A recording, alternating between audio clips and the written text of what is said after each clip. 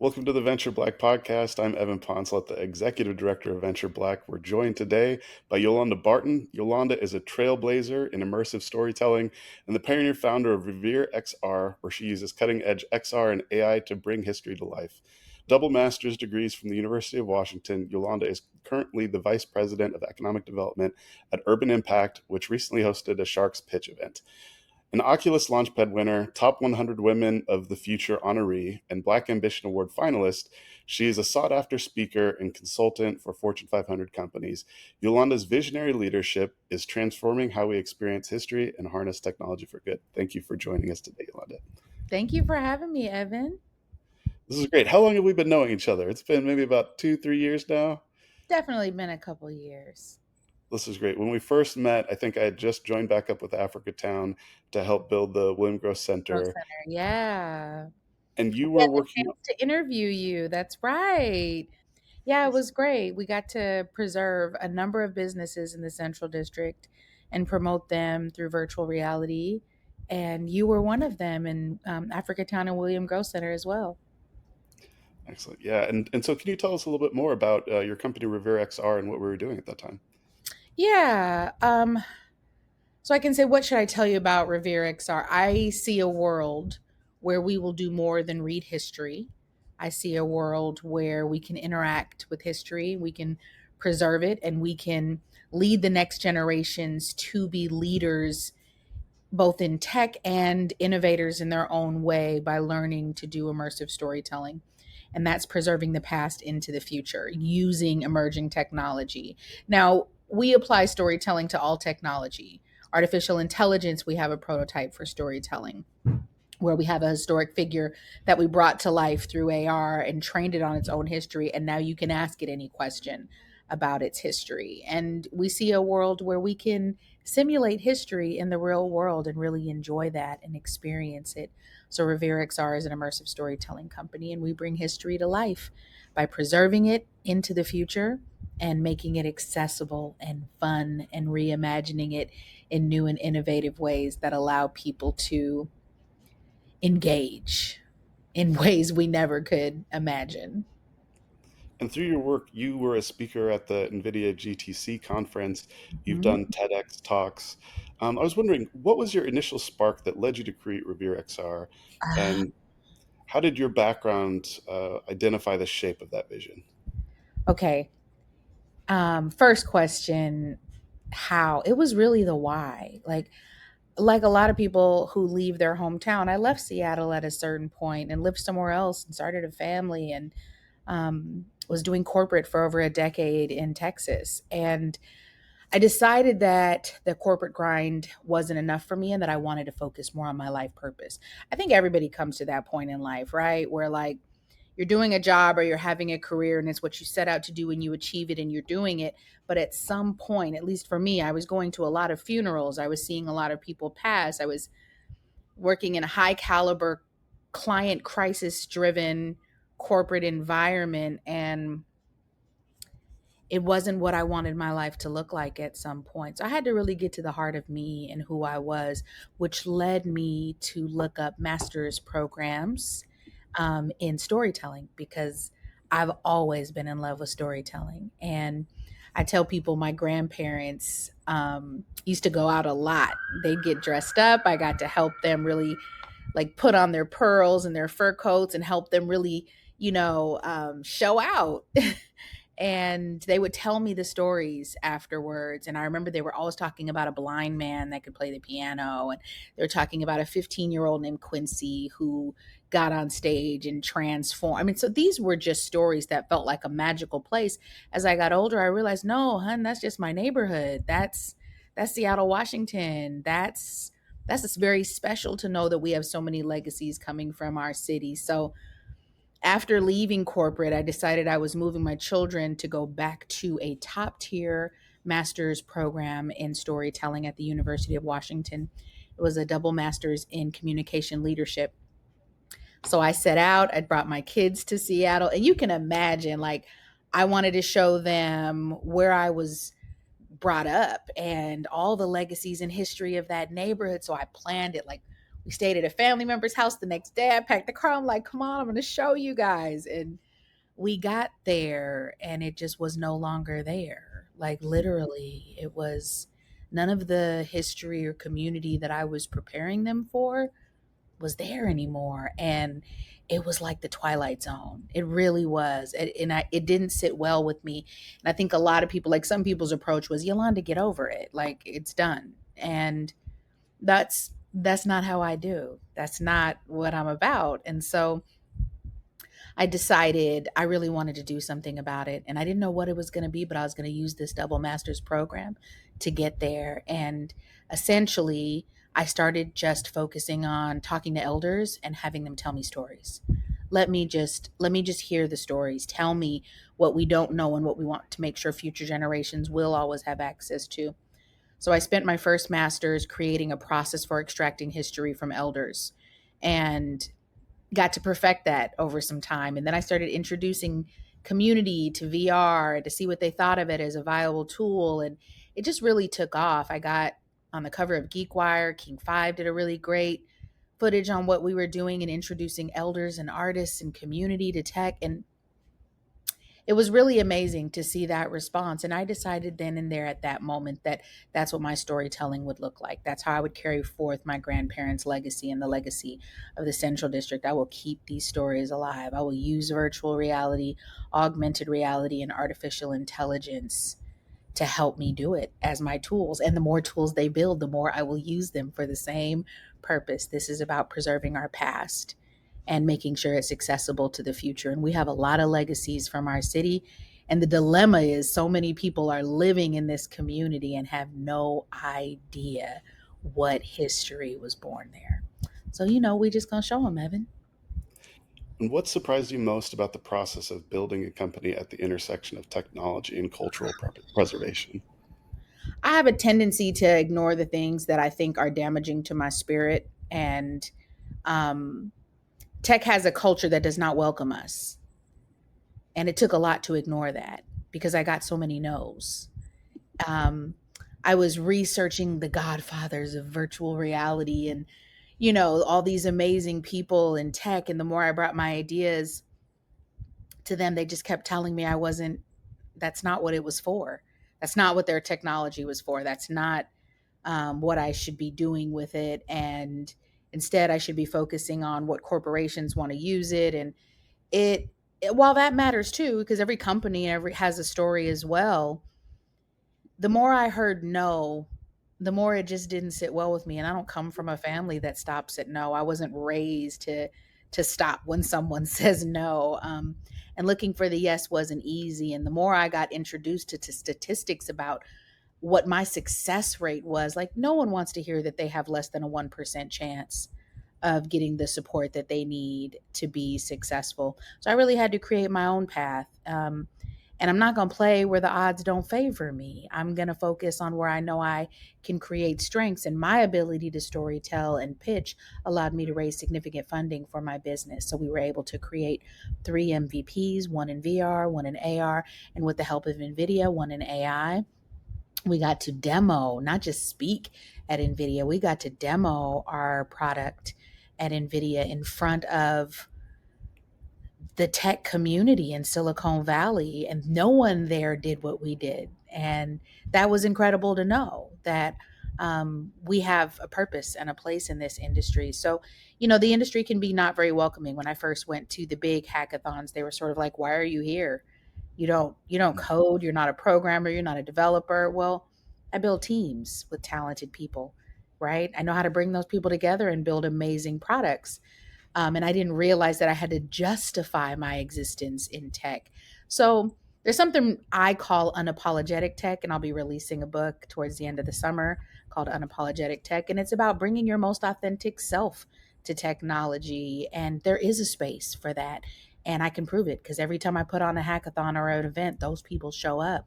So we're all looking for a place to see where we belong. And sometimes it may not be at the same table as them. Sometimes we have to create our own table. Yeah, it's interesting. I mean, community building, you just do such an amazing job of that. I've been to a couple of different hackathons that you've put on now. And so I guess could you explain just a little bit more about how, or can you share a specific example of how community input may have changed or enhanced the Revere XR project work? Yeah, I love that. We do a lot of iterations of that. That's important to us. We're building with community. So initially, when I said, oh man, virtual reality could be an amazing tool, I'm telling the elders whose history I'm preserving, and their response was, what is that? And so I realized, oh, wait a minute, we can't even have this conversation until I actually plug you in. So we still do that. We have plugged in thousands of people, introduced them to the technology, introduced them to our work in the technology in 5 cities. And all we get is just a resounding yes, and we want more. So that's been really, really amazing. The other part of that is we hosted demos, even after completing our first version, winning Oculus Launchpad. We opened it up to the community and said, come check out what we built and share it with us. Then we came back and we did it again, and we worked with senior centers and we said, come, seniors, and tell us your stories and tell us if this resonates with you, and let us know if this is reflective of the history that represents you. And we just continue to get a lot of elders who are volunteering their time to tell their stories and share the impact of that history. And we welcome it every single time. And then we spent an entire master's collecting. First, the first master's was about creating the process for how to extract history. The second one was all about weekly interviews, interviewing multiple elders and people who house history in the city, and that's been really incredible too. There's not a single part of the work that we do where we don't work with the city, with the community that we're working with, and making sure that their stories, their leaders, their legacies, the story holders, the elders, everyone is a part of that. And then the first hackathon that we did, we said, let's focus on the elders. I mean, people think we had a lot of time. There are people housing history in this city that are not going to be around much longer. And we wanted to focus on that. So we focused on the elder community. We brought in a centennial. We brought in a 100 and now 3-year old elder who houses so much amazing history. And the mayor did a beautiful welcome for him. And we taught students how to preserve the history of elders using virtual reality and augmented reality. For all of our hackathons and events, we let people choose the technology they want to use. And we help create a process where they can see it through and come out with a prototype or a project at the end. So we're all about exposing people to this industry and letting them see how accessible it really is, and making sure we provide talent and mentors and people who are there to help them bring their vision to life. We all have history we want to preserve. Speaking of which, we have an opportunity to do that. So, who were some of the people that were the folks that were getting their history preserved at the last hackathon at Seattle University? Yes, absolutely. So the one we did at Seattle University for Black History Month, we wanted to say thank you to the legacies, the people in our neighborhood, and the history that they have provided this community needed to be honored. So we focused on Elmer Dixon, we focused on Stephanie Johnson Tolliver, all people very near and dear to my heart: Lewis Rudd, Melvin Freeman, Isaiah Thomas, Jasmine Scott. Um, you know, there really were so many people that we wanted to continue to focus on. Erica White. There's just so much history that needs to be preserved. We would need to do monthly, quarterly hackathons to collect all of that. But those legacies are people who, even Kiana Rose, like all people who have really dedicated a lot of time and energy to building up the community, to promoting the history, to living out that history. And we wanted to say thank you for all the incredible work that they're doing. And we believe they should be preserved too.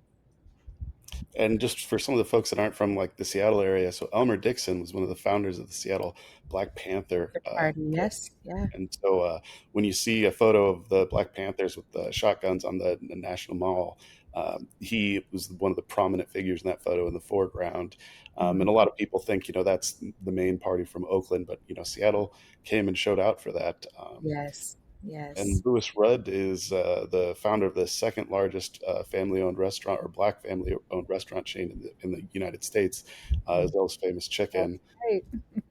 And that started as a good little hood thing just right outside of Garfield High School. Yeah, it's Stephanie Johnson Tolliver, the leader and the real storyteller behind the Black Heritage Society, Jasmine Scott, and her mother, Vivian Phillips, from Art Noir. I mean, Kiana Rose from The Postman. Isaiah Thomas is a gem in our city and does too much to even name on this podcast. He actually was the MC for our pitch competition recently, too. It was great to see you there. That was Axe on Stage. He brought a Mhm. beautiful seasonal production to Seattle's neighborhood through the Langston Hughes Center for Performing Arts. Yes, that's right. That's right. So you mentioned there was a period of time where the industry you were feeling excluded from, but since then you've gotten quite a bit of recognition.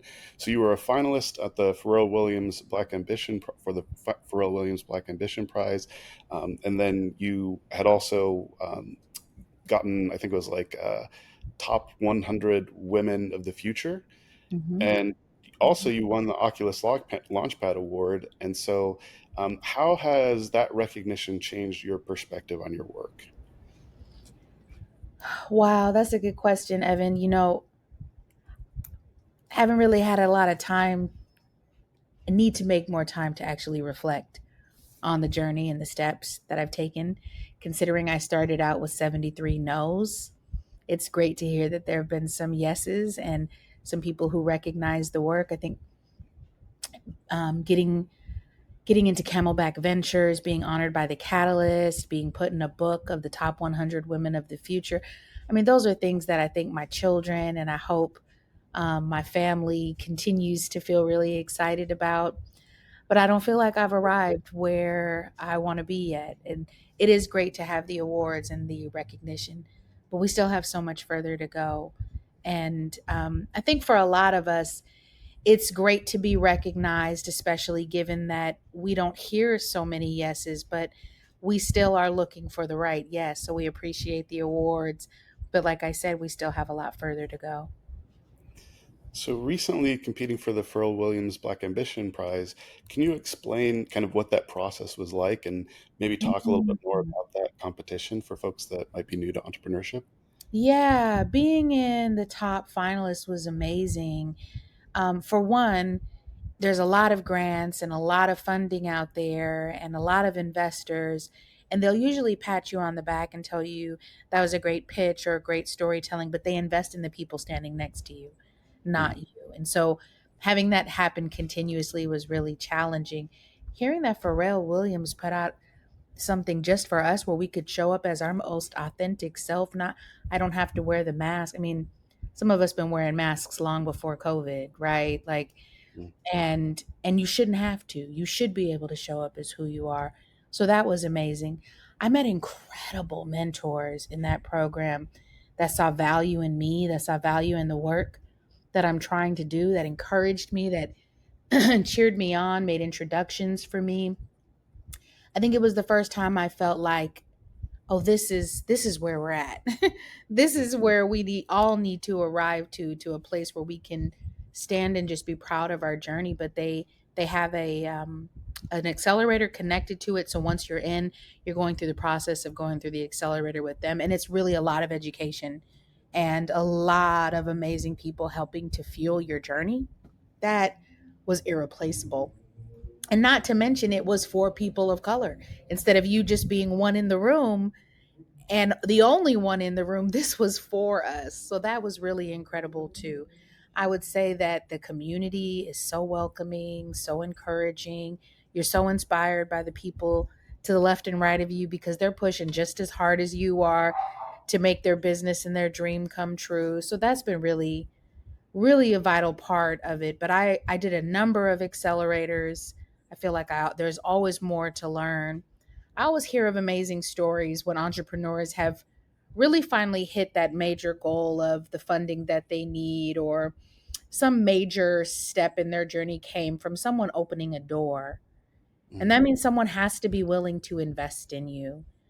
Someone has to be willing to tell you what you don't know, to look at your roadmap and tell you what you missed, to really help you understand the relationship you need to build for the capital that you need to run your company. It usually takes someone willing to invest in you. And there are a lot of people like that. And I think every entrepreneur is looking for that in their journey, is who's going to help me see what I don't see and tell me what I don't know. because you don't always have a lot of opportunities, right? So you sit at that table with an investor or a philanthropist or whatever your capital needs are, and at that period you have one chance really, and you want to know everything you possibly can. That's how I think I'll always be a student, because I always want to learn what I don't know, and there's so much that I don't know. It's been great that I've been able to put on the hat of CEO and accomplish so much, but we still have so much further to go. Very true. Very true. I was wondering, so you competed for the Williams Black Ambition Prize, but when we talked, well, you were still in transition coming from Atlanta. Well, even I think before you had maybe decided to move back fully, you were saying, okay, well, we should work and build an accelerator. And then upon coming back, you're now the VP of Economic Development for Urban Impact. And so I was wondering if you could tell me, like, through your experience coming back and through working with Urban Impact, if you've noticed any shifts in attitude or support for Black founders since you've come back and worked with Urban Impact. Absolutely. I mean, that was such an important part of my journey.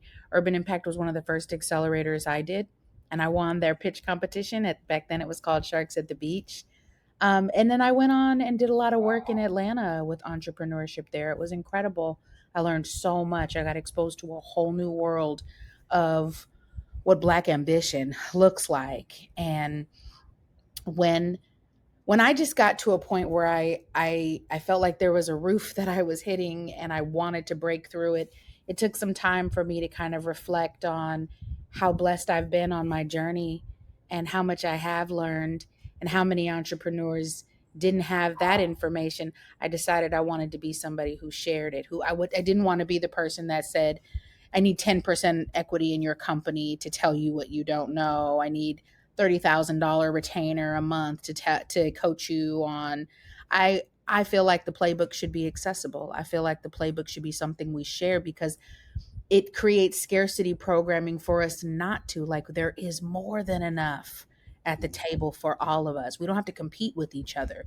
There's a plethora, so we all can really shine and grow in this space. And you're talking $1 trillion industries. Are you serious? Like, there needs to be more openness around what it takes and what's coming your way. Instead, a lot of people sit back and kind of know what's coming for entrepreneurs and don't put any time or energy in investing how to prepare for that and what to look out for and what. So for me, most of my funding was raised through grants, through accelerators like Camelback Ventures, who fund us, and pitching. And so um, I wanted to say, like, I may not know everything, even still, as an entrepreneur in a CEO company. There's still plenty I have to learn, but what can I share? What can Mhm. I do to prepare the next generation? So having the opportunity to come back to Seattle and take what was a hope and dream of mine, was to launch an accelerator, to share that information and to see it so highly attended and revered by people, was beautiful. So we walked people through ideation. What does it mean to just have an idea, right? And explore what entrepreneurship can mean. But we opened up the playbook and we defined and highlighted the things that they needed to know to be make scalable, thriving businesses. And that was incredible. And then we took it a step further and added another accelerator just to prepare them for pitching. We had 20 something people show out to learn how to pitch your business and raise funding. And now, that's something I'd like to see more entrepreneurs do, is focus on getting your early start, your seed funding, through pitching, through grants, through organizations that want to honor you. And you can do that with the work that you do. And there's a roadmap for that too. So I'm all about sharing it.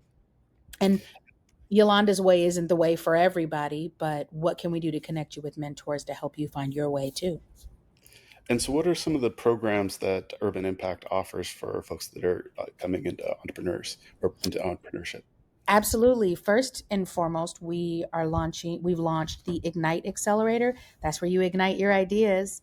That's where you ignite the first most important steps you need to take your idea from a concept to a reality, and what roadmap you're going to need to drive it forward, and how to really focus on um, tracking your metrics to make sure you're on task and making really strategic decisions and building a community around you, because entrepreneurship can be extremely stressful and extremely isolating. And for those that I've seen that don't have community, it can be a nightmare, right? Mhm. And you Mhm. want to enjoy it, you want to grow with it, and you want to welcome your lessons that you're learning along the way too. We get so competitive. We get to the point where we forget that everybody has a place, and you need that entrepreneur sitting next to you or standing next to you, because you want to see us all win. And I do. I want to see everybody win. I want to see everybody take their ideas and create generational wealth for themselves for decades and generations to come. And we can do that. And so Seattle really needed the support, and there's so much further to go, Evan. Like, we have so much further to go with how we support entrepreneurs as well, and connecting them with communities that are going to help their product get to communities and cities where they have the numbers to really help make a difference in their business as well. So, you know, I'm excited about what we're seeing. Outside of the Ignite Accelerator, you can also get into our Sharks Pitch Accelerator, which is this is where we're teaching you how to pitch.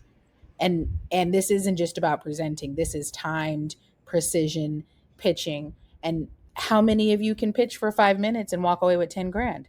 Mhm. Mhm. Number of people got really close to doing that, and one did, right? And one of my favorite pitch coaches, Precious Williams, how many of you can pitch for 3 minutes and walk away with $500,000? Right. Right? Like, in 3 minutes, can you raise 500K? So we have some real opportunities. And I think this is one area where we stand out significantly. We story tell, we can make our story matter on that stage, but you also have to have the key steps to what it is to have a thriving business and to really demonstrate your roadmap and what you're building. And with the right precision pitching, I believe we can raise a significant amount of capital for our businesses as well. And I want to help entrepreneurs do that. I want to see entrepreneurs bring in at least 25 to 50K a month just in pitching. Let's help Mhm. them get to the pitch competition so they can come back with the check and help invest it in their business. Yeah, and it's so important to have those accelerators too up to the pitch so that people can learn really what the conventions are going to be for the pitch and what Yeah. people are looking for. Because I think so much that comes to people that, especially from like a self-taught background or just the unknown unknowns of like, what will people be looking for in my pitch? And so, Yeah. so you guys write checks as a result of the pitch competition that you do. And I was wondering, what advice would you give to local institutions or investors about supporting underrepresented founders? I'd like to see a monthly pitch competition in Seattle, period. That's something I was talking to the Office of Economic Development about, and then the person I was communicating with left. And I think Seattle needs to do more, considering how many no's I wrote down in my journal, and people don't believe me. I wrote them down. I wrote them all down.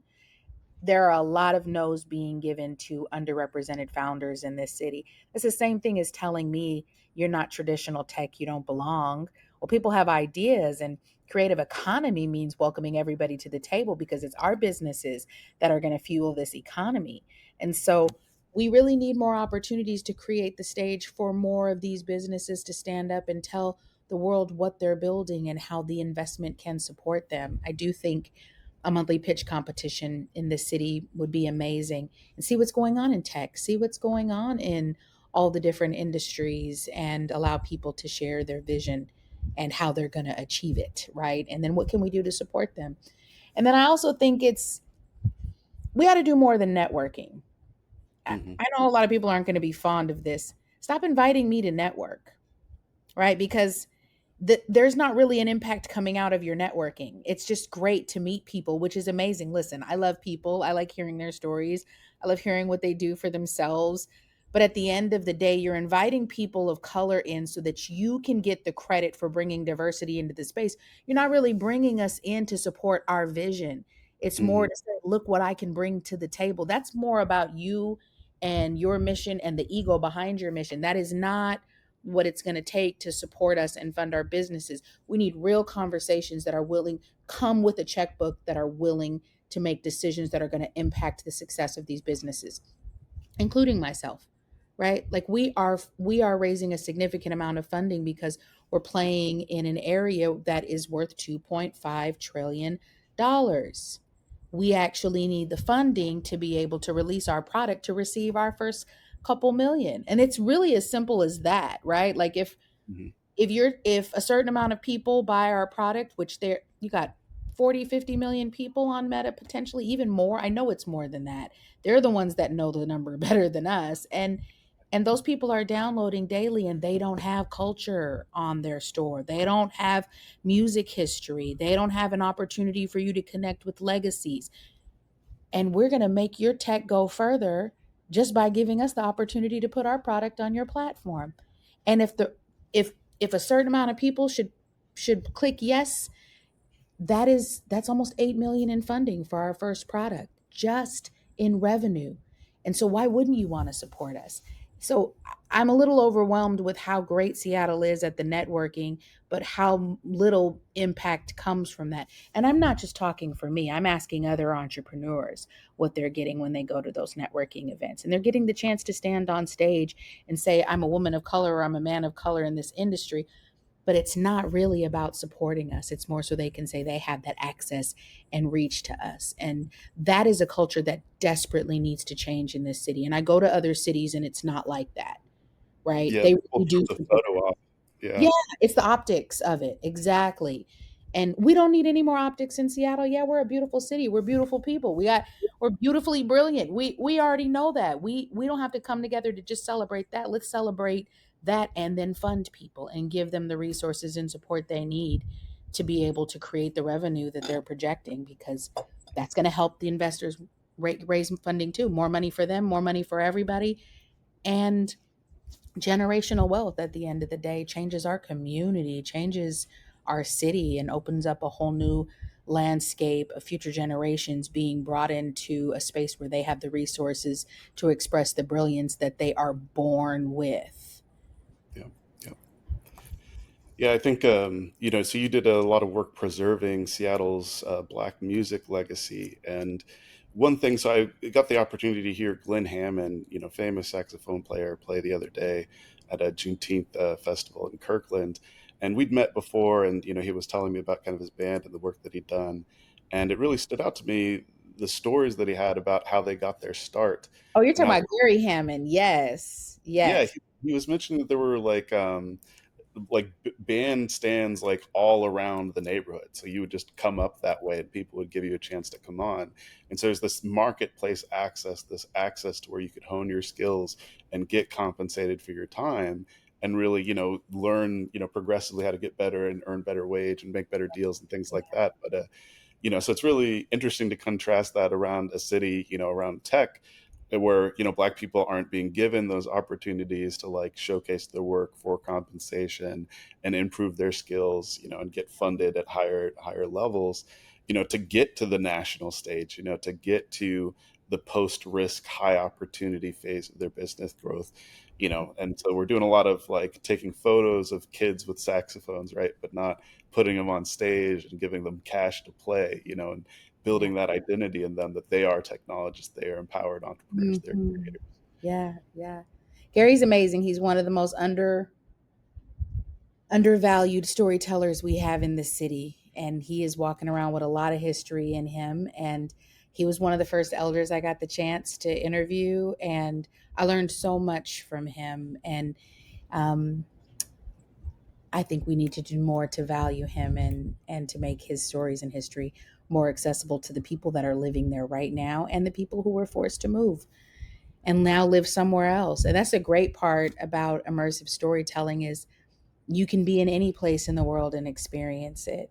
You can be in your living room and experience it, right? And that's what we need. We want to honor and value the history for the people who are no longer there, so they're always connected to it, but we also want the people who live there to know what history they're standing on. That's sacred ground.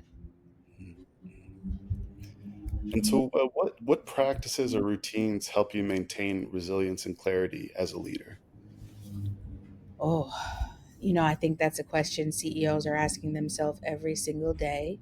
As a VP, as a CEO and a VP, I'm asking myself that every day as well.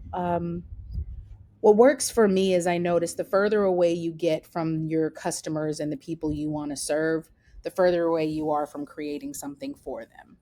And so I do think it's really important to be have one foot in and one foot in the creative space where you have the space to imagine and innovate the future you want to build for the people, but you need to be in both worlds, right? And I think that's really important, which is why we include so many people in our hackathons who have never touched tech. 90% of the people that come to our hackathons have never touched tech, and they all walk away with an augmented reality or virtual reality and some artificial intelligence product. And that's because that is the power of community in tech. We're going to help you get there. I think it's really important to know your why, right? You need to know why you're doing what you're doing. And if you don't know that yet, then pause and focus on that, because you have to be able to measure everything you're doing against that. Is this reflective of why I'm doing this work? Is this reflective of the community that I'm serving? Is this work reflective? And then you need to know what you don't do. So here's what I don't do. I don't dictate what history is history. I Hmm. I'm not dictating for people what history should be. What I'm doing is making the stories and the experience of a community accessible. And I'm allowing the history of elders and their what they witnessed and participated in to be brought to life through an experiential platform.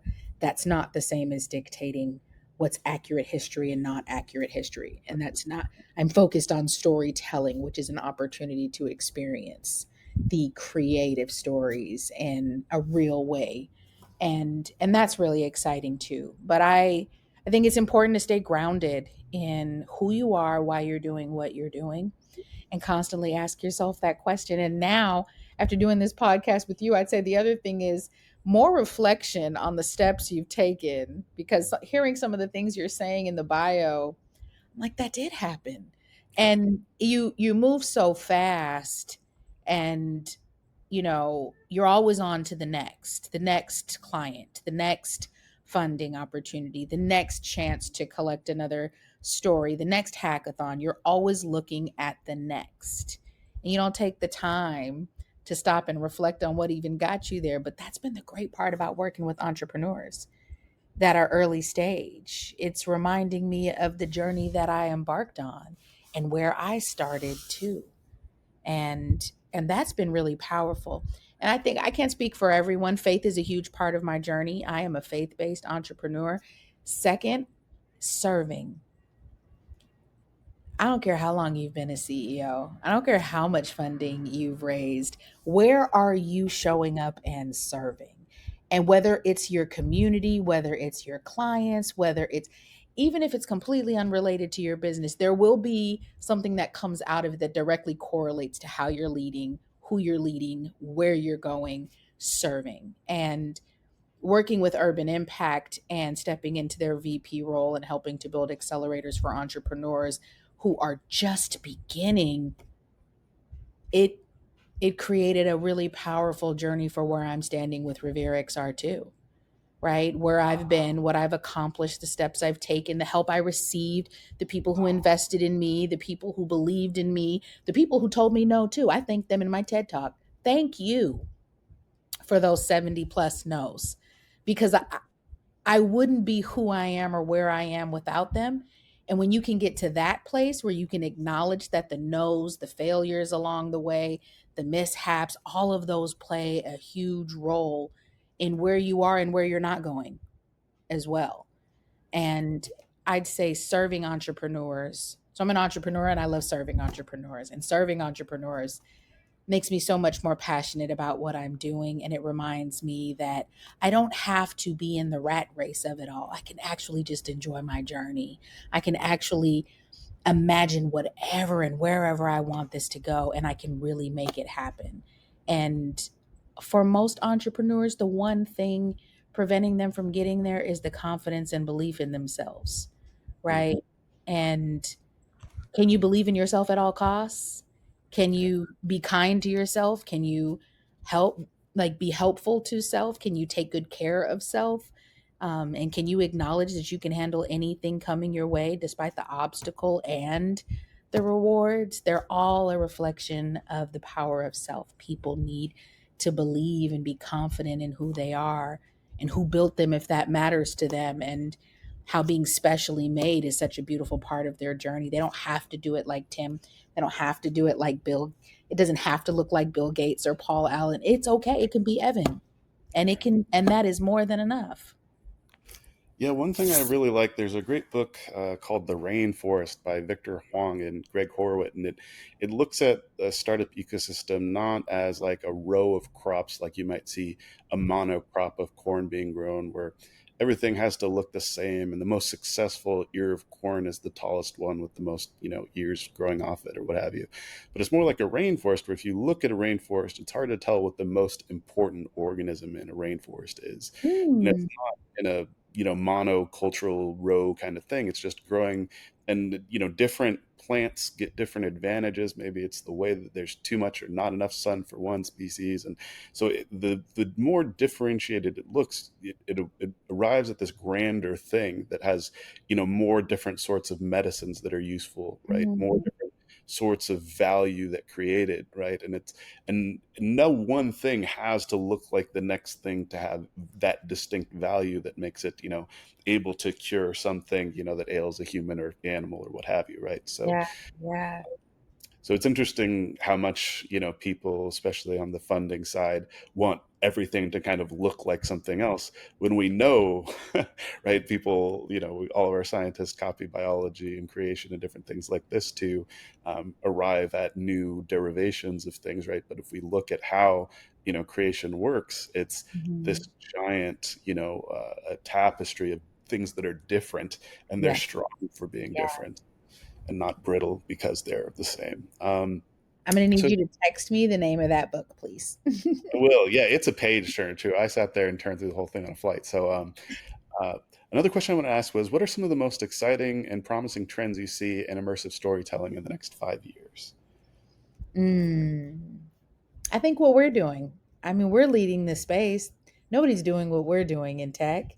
And we have some amazing things in our roadmap and are looking. I think the most exciting thing that'll happen long before 5 years is the right investor that wants to support this vision for Seattle and for us to bring this history to life in a variety of ways that supports the building for museums, for school education, the future of school Mhm. education through innovative interactive experiences. We did a demo the other day downtown demonstrating what an augmented reality immersive mural looks like when you interact with it through your phone, and the intersection between augmented reality and artificial intelligence to do AR, AI tours through the city. And that's the future that we're building. That's the future I'm excited about. That's the future everybody seems to be excited about. We've yet to have a single person not be excited about what they've experienced from all three of our prototypes. And I think we're all at a place now, like we've shown it to more than enough cities. We've gotten more than enough feedback. We have beta tested and won Launchpad with 1165 experiences, and somehow we came out as number one. I mean, and the hackathons I think are really exciting too, right? Like we still have students that did our hackathon at SU saying, when's the next one? We still have students at UW saying, are you coming back to do another one? So this is a future, regardless, this is a future that is worth building, because what we're saying is there is this industry that is still growing and is still learning how far it can stretch its branches. And there's some places where branches haven't touch these spaces yet, but there are plenty of people who want the opportunity, and that's exciting.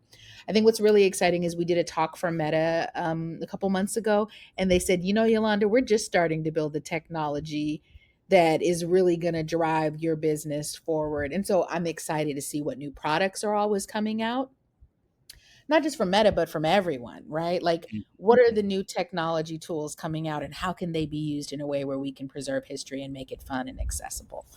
Um, all of that is just such an exciting future, and one that I will not stop until it's built. And I think I've proven to myself and my team that we all have put in more than enough work and are excited about not just doing it, but actually celebrating the finalization of some of these experiences and making them accessible to everyone. Because I think we're at a place now where if you want a demo, we can give it to you. But we need it to go into the market and to make it more accessible to everyone, and based on the excitement that we see, that's something that's going to be world changing. And here's what I hope it does. Here's what I hope we can do. I hope we can create a future where we are training young people to be immersive storytellers, to use emerging technology to preserve history that they see valuable to them and their community, to go and find the history in their communities, in their cities, and create exciting immersive experiences that make that accessible to everyone. And then maybe we can learn everyone's history, and maybe we can experience everyone's cultures and heritage and music history. And maybe we'll view each other differently. Maybe we'll treat humanity a little differently if we can all experience each other's stories. Yeah, yeah, I definitely think that's a powerful idea. I mean, even just the quality of ideas, the way people think today isn't the way that people thought previously. And it's not to say Mhm. that the way people think today is better than the way they thought yesterday. Yeah. There's this story that really drives me in terms of my approach for learning history, because I'm like amateur history buff myself. Just story of the belling of the cat. So I went to a bunch of Jesuit schools, and actually just went to a Jesuit graduation ceremony today for someone from the VR hackathon at CLU, which is a Jesuit college, where I got my master's degree. Okay. But so the spelling the cat story is really really fun one where back in the day, at some, you could imagine some old Latin mass, right, in some city down in Mexico or Latin America, we'll say. They're trying to have mass, and the priest is, saying the sermon, and there's a cat that comes in, and it just keeps rubbing up on the priest and disturbing the service, and can't get the thing done, can't do the liturgy. And so he said, "Okay, I've had enough of this cat." Where he's rubbing up on the parishioners. We're taking him outside. So they tie the cat to the front of the church and get on with mass. And so this cat every day just keeps coming in and ruining the service whenever they're having mass. And so they have to keep tying this cat to the front of the church. And then that pastor goes and he leaves to a different church. And then the new guy comes in and he has the same experience with it. That darn cat keeps coming on in and ruining the service. So they keep tying the church. And then that pastor leaves. And then the next pastor comes, but the cat has passed away because the cats have shorter lifespans. And they're like, well, wait a minute. We can't start church until we tie the cat to the front of the church, right? That's how it works.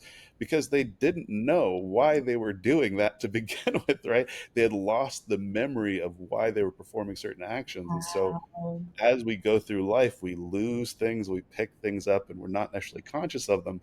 But by preserving history, we can be like, wait a minute, what were those people thinking? Maybe there's something there, right? And we can Yeah, learn more about ourselves and our human experience, even though, now we're all plugged in and TikToking and different things like this, right? But maybe there was something to a pre-internet society, right, that we're losing as we, move forward. So I think the, power of preserving history is so amazing, and I love supporting your work. absolutely. Thank you, Evan. And so I wanted to ask, what's the most important lesson you've learned about entrepreneurship that you wish more people knew?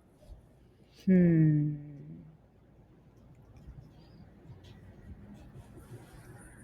Oh, wow. Like a million things flying through my head now. That's a hard question. We'll I sit wish, with. yeah, I do wish people knew that they're worth the dreams and ambitions that they have. And if they believe in themselves, they will achieve it. I think confidence in self is something that constantly is reoccurring. Like 90% of what I'm doing for the entrepreneurs that come through the accelerator program is giving them the permission to be confident in their ideas and their dreams. And that says something, right? Like, um, and I think we can connect the work that we do um, to a movement that empowers people and that can still generate great revenue too. There really can be both. And, I think I spent so much of my journey trying to change what I was saying to attract the right person. And while that's important, you do need to know your audience. You do need to understand, how the way you tell your story does affect and is heard by different groups of people. You don't have to change who you are significantly, and you don't need to wear the mask. I mean, some of us are born in spaces where there are a lot more people of color, and so they don't have to do that.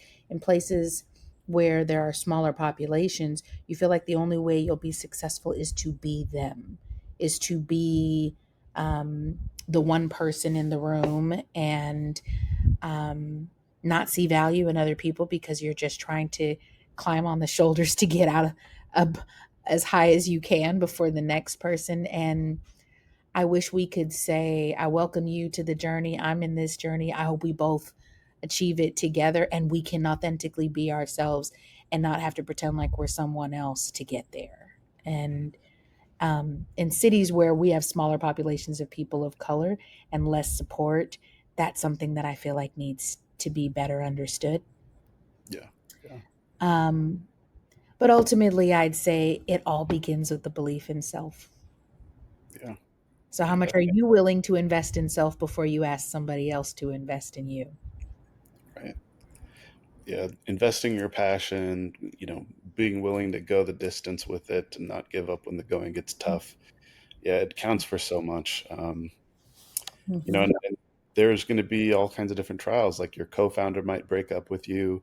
You might have an Absolutely. investor walk away from a deal, or Mhm. everything could be perfect, and then someone's loved one pass away, and this is not something they can focus on right now.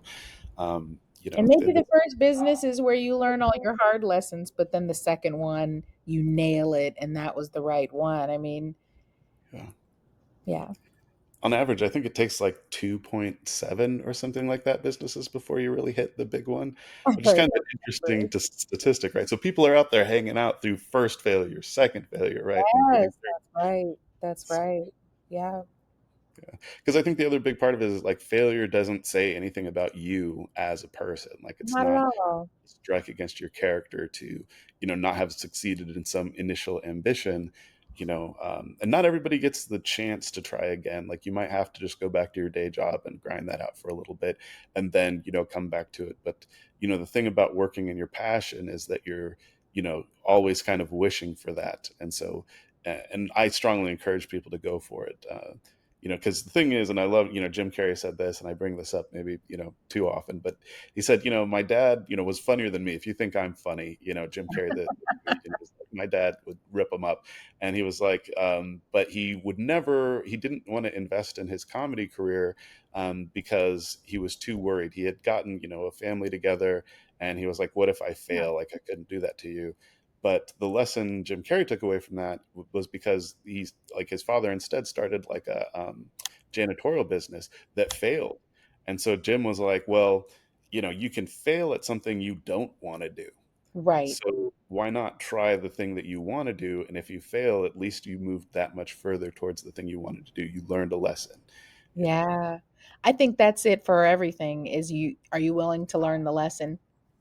I agree. I don't think failure is about your character, but I think what does help define some of your character is did you take the time to learn the lesson? Did you go back and really evaluate the steps that you took and discuss what you would have learned, done a little differently? I treat everything like a lesson, and I think entrepreneurship did that to me. Everything is a lesson, and it helps in the way that I'm working with clients, it helps in the way that I'm serving community, it helps me to be able to show up as my authentic self to say I have failed too. Yeah, I got a couple accolades, but I've also failed at things too. I've also made mistakes on the way on my journey because there are things that I didn't know. But that's also why I'm so addicted to knowing what I don't know.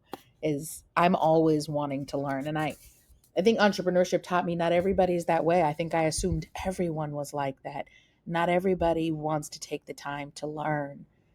People just want to do. Everybody will always say, I just want to get to the bag. Just give me the bag. I just need the bag. I just need the bag. There are so many lessons along the way that are just as key and instrumental as the funding is, and is going to make all the difference in how you run your company and how you build teams and how you retain customers and how you create a culture within your organization. Like those are all really valuable lessons. The bag comes.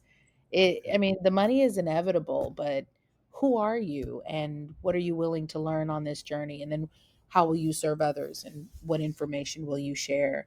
I think that's the part of entrepreneurship that I welcome. Well, because the other thing is you can get the bag and then lose the bag, and if you don't know what it took to get the bag in the first place, if you can't reproduce the getting of the bag, then that's the what it was for you, you know. And there's My dad used to say, some "Quick money goes quick." It goes real quick. yes, indeed, yes, indeed. So another question, and we're kind of getting close to the end of the hour here. Mhm. If you could go back and give your younger self one piece of advice before starting the journey, what would it be? I tortured myself about Oculus Launchpad. And that was a younger version of self. I have grown significantly since then. Um, all because no one looked like me and no one had my idea. And I almost talked myself into not doing it. I think for everyone, we can say at some point in our life, we either talked ourselves out of something or almost talked ourselves out of something that was going to be hugely and widely instrumental in our lives. And I would tell my younger self, everything worth having is hard.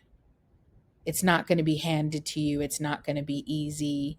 And if you're willing to, you'll only know if you're willing to try, if you're willing to take the step and invest in yourself. So I think at a younger age, I would tell myself to worry less about what people thought, worry less about who was going to actually show up and support you, and actually just take the step and do right? And the right community and the right mentors and the right people will always show up because people will see how you are investing in self. I only want to invest in people that are willing to invest in themselves Hmm. Hmm. too. And growing up in a place where you end up, I lived among community, but I went to school outside of my community. And, all of us view success in a certain way, and we want to push our children to be in those spaces, even if socially and mentally and emotionally it can be really taxing and challenging for them, mostly because when we're the only one in the space, we wonder if we're even supposed to be there at all, and we spend so much of our time convincing ourselves that we're not good enough to be there, and we end up not investing in ourselves or taking the steps that can take us the furthest. And I say welcome the hard work, because if it's easy, why you don't even really want it. Like whatever is easy, you're not going to value as much anyways, right? You're going to get it and you're going to say, "Great, I did that." Everything worth having is going to require working hard for it. And if you welcome that and welcome the journey, do it with a smile, have community and people that love you around you, careful of who you're having around you. And I would also let go of people that weren't not just serving me, but that didn't believe in me. I at a younger age, and I'll say it to every young person today, you're not required to give your company to everyone. And you Hmm. should be extremely careful about who you choose to have around you. And um, if you can have that with people that believe in you, you'll go far. Truth, truth.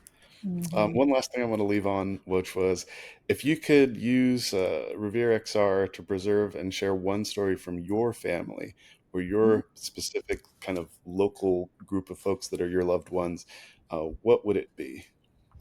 Oh, wow. I met an amazing woman on a flight to the Million Woman March when I was supposed to be taking the SATs, and I protested the SATs and then got on a plane and went to Philadelphia.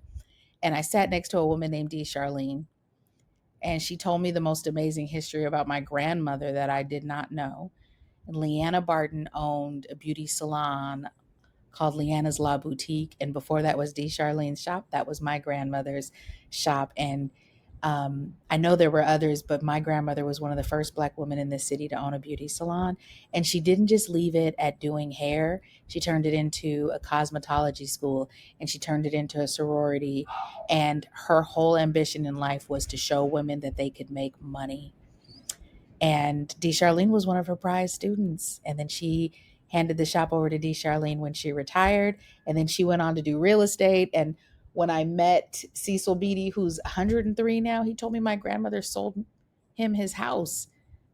And I know that my grandparents supported the Black Panther movement, supported CAYA. I know they bought uniforms and awards so that student or people at CAYA, the youth there could have amazing uniforms and get awards at the end of the year. And I think what I learned from my grandparents is I'm keenly aware that my grandparents cared about serving community, and through businesses and a variety of other ways. And that's history that I value today more than any word I can say.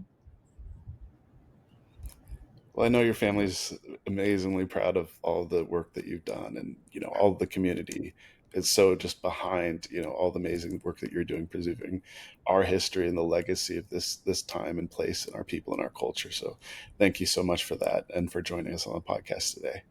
Thank you so much, Evan. Love what you're doing, and I'm always here to support. Blessed.